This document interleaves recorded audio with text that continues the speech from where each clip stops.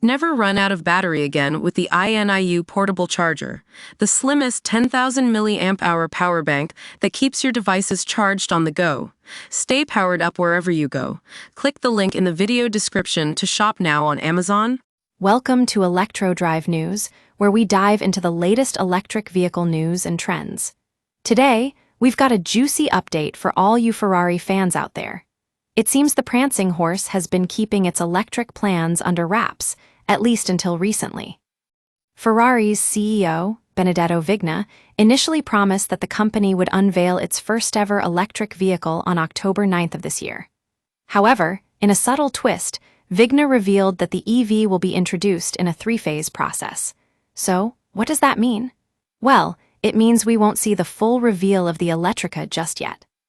According to Vigna, the first stage of the reveal will focus on the technological heart of the vehicle, and by that, I assume he meant the powertrain.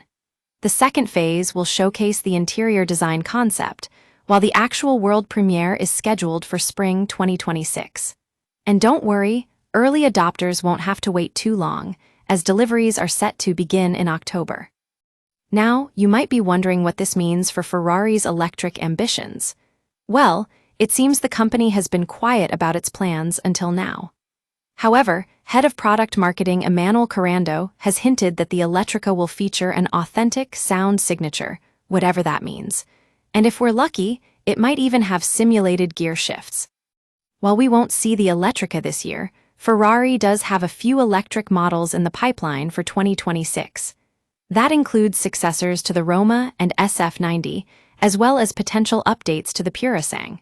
So, there's plenty to look forward to from Maranello in the coming months. In conclusion, it seems Ferrari has been playing a game of cat and mouse with its electric plans. While we won't see the Electrica this year, the Prancing Horse is promising a three-phase reveal process that will finally bring us closer to seeing what's under the hood of their first-ever EV.